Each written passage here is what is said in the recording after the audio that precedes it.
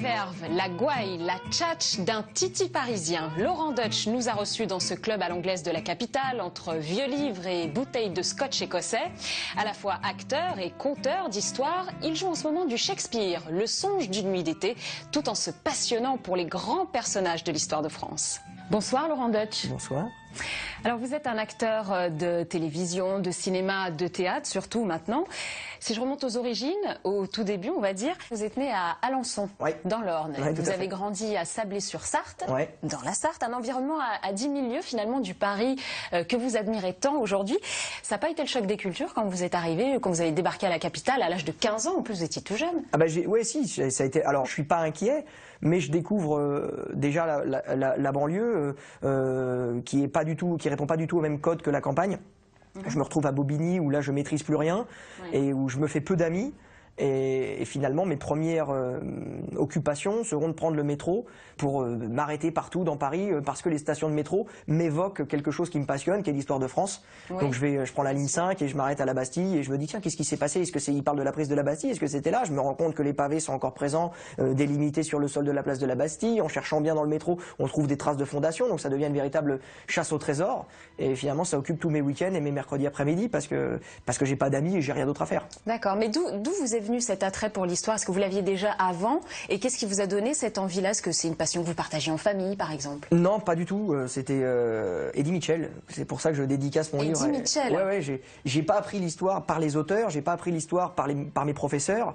Je l'ai appris par la dernière séance et les reconstitutions historiques qui étaient données à voir, les péplums qui allaient des 10 commandements à Ivanhoé, à Guillaume le Conquérant, Robin des Bois. C'est des histoires qui me fascinaient. Le lendemain, je me souviens, je cite souvent cet exemple-là, mais c'est vrai, je prenais mes Playmobil quand j'avais vu avec Charlton Heston Moïse qui ouvre la mer Rouge et qui fait passer donc les Juifs quand ils quittent l'Égypte. Et bien le lendemain, je m'étais installé dans la salle de bain et puis j'avais fait un robinet. Avec le robinet, je faisais traverser les Playmobil dans l'évier. Et ça me nourrissait, ça nourrissait mon imaginaire d'enfant. Et ma mère m'a dit mais tu sais qu'en plus ça c'est la grande histoire. Donc si tu veux, achète-toi des livres et tu pourras te cultiver davantage, ne pas attendre le mardi prochain. Parce qu'en plus des fois c'était souvent des westerns. Donc là c'était un peu loin de moi les westerns. Donc elle m'a acheté des livres d'histoire. Dont le premier, je me souviens, c'était Alain Decaux qui racontait l'histoire aux enfants. Et là, c'était parti. C'était des heures et des heures de jeu derrière. Alors, le projet qui vous anime aujourd'hui, c'est cette nouvelle BD dont vous êtes à l'origine. Ça s'appelle Histoire de France. C'est le premier tome de la série. Et ce sont des histoires de relations, des duos comme ça. Et là, vous vous intéressez plus précisément au XVIe siècle. Vous pouvez nous expliquer un peu le concept de cette série? Ce qui m'a profondément marqué, c'était une pièce de théâtre de Briseville qui s'appelait Le Souper, où on assistait avec ravissement en tant que spectateur à un dîner, un souper entre Fouché et Talleyrand. Donc c'était vraiment les deux personnages ultra influents sous le Premier Empire de Napoléon et qui ont décidé du destin de la France. Et nous, des petites souris comme ça, on se glisse dans les grandes destinées avec les grandes figures, les grands personnages. Et là, au XVIe siècle, c'est effectivement la rencontre au soir de la défaite terrible de Pavie en 1525 entre le connétable de Bourbon et François Ier. Il faut savoir que le connétable de Bourbon était au service du roi de France. C'est lui qui est un des principaux artisans de la victoire de Marignan, cette fameuse date de 1515 que tout le monde connaît encore, j'espère. Et il a finalement choisi de quitter son roi pour aller se battre du côté de l'empereur Charles Quint. Passer dans le camp ennemi. Voilà, donc on l'a fait passer pour le premier traître national. Mais en s'intéressant un petit peu plus à la complexité du monde de l'époque, on se rend compte que c'était beaucoup plus difficile, on peut pas voir ça, et déjà on peut pas juger. Je crois qu'il n'y a pas pire quand on étudie l'histoire que de vouloir la juger après coup. On tombe dans des anachronismes et dans des erreurs terribles. Et là, pour le connétable de Bourbon, je pense que c'en est une. Mais c'est passionnant. Vous êtes quand même venu très jeune à Paris. Vous avez quitté vos parents très tôt. J'ai quitté mes parents, mais je suis allé chez mes grands-parents. Donc c'était pas quand même un arrachement. Puis j'étais chez ma sœur. Donc je restais en famille. Mais pourquoi vous êtes parti? C'est pour des problèmes personnels. Mon père a eu un accident de voiture et j'ai dû partir parce que ma mère devait s'occuper de lui. Donc, et puis en plus, moi je revenais du foot, je m'étais pris un coup de chausson avec le Football Club de Nantes. Alors qu'est-ce que c'est que cette histoire? Vous avez failli être footballeur. J'étais en sport-études, Vous étiez en sport-études et là vous êtes repéré par le FC Nantes. Attends, et comment? Vous m'avez pas vu jouer au foot, hein? Pas encore. Démonstration? Avec la map monde? C'est ça. Et j'ai fait 2 ans de sport-études pour intégrer un centre de formation et malheureusement ça n'a pas abouti parce que j'étais insuffisamment doué, tout bêtement. Je pouvais pas faire de travail sans ballon. qui est la musculation. Mais non, mais étrangement, Laurent Deutsch, ce physique-là qui vous fait défaut, ou en tout cas qui est un inconvénient pour le football, ça va devenir un gros avantage pour votre carrière d'acteur quand même. Puisque c'est grâce à votre physique qu'on vous remarque. J'ai toujours été pointé du doigt, distingué, pas pouvoir aller en boîte de nuit à 18 ans, montrer les papiers quand vous en avez 22. À cause de votre physique, à cause de mon physique, ouais. En voiture, je me faisais arrêter. Bon, faut dire, je l'ai passé à peine le volant, mais c'était insupportable. Mais comment justement vous avez réussi à surmonter tout ça? Bah, faut se faire une carapace.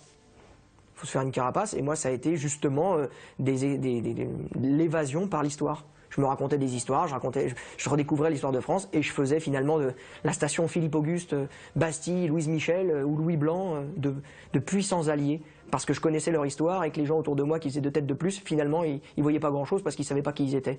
Donc moi, j'étais peut-être petit et assis, mais je voyais plus loin qu'eux. Au cinéma, votre premier grand rôle, on va dire, c'était en 1999, Le ciel, les oiseaux et ta mère, de Jamel Ben Salah, avec Jamel Debbouze. Vous vous souvenez de ces années-là? Ah bah complètement, parce que Jamel Ben Salah, c'est vraiment mon plus vieil ami et mon meilleur ami dans le métier. En tout cas, c'est celui qui m'a pris par la main. C'était quelqu'un qui a été très courageux, très ambitieux, très sûr de lui, très convaincu, et qui a affronté une montagne, quoi. Ce milieu-là du cinéma où il y a tellement peu de place, où il y a tellement de friction, de lutte pour pouvoir mettre à jour un projet. Et lui était convaincu qu'il réussirait et qu'il y arriverait, qu'il en ferait son métier. Et c'est lui qui m'a emmené, il m'a pris par la main, il m'a dit vas-y. Alors il y a eu un vrai basculement dans votre carrière, Laurent Deutsch, parce qu'à un moment au cinéma, on vous voyait beaucoup dans les rôles de loulou, etc., de mecs de banlieue qui traversent le périph', etc. Puis ensuite, vous avez joué au théâtre, jusqu'à aujourd'hui joué du Shakespeare. À quel moment est-ce que vous pensez que votre image, elle a changé? C'est un jour dans Libération, il y a un journaliste qui détestait un film, et il a dit encore un film avec Laurent Deutsch. Et j'avais pas joué dans le film. Et là, je me suis dit, ah ouais, d'accord, il y a vraiment des gens qui m'en veulent, quoi. Et donc, il faut commencer à réfléchir sur la portée de nos actes, et il faut se débarrasser de l'insouciance et du fait que on sera pas sanctionné à un moment ou un autre si on fait trop de mauvais choix. Même moi, je me rendais compte que je faisais toujours la même chose, quoi, et j'apprenais plus rien. C'est Jean Piat qui va faire vraiment basculer votre carrière au théâtre, puisqu'il vous propose ce rôle d'Amadeus, donc Mozart, en 2005. Quand il vous propose ce rôle, quelle est votre réaction, puisqu'encore une fois, vous étiez loin quand même de ces rôles-là?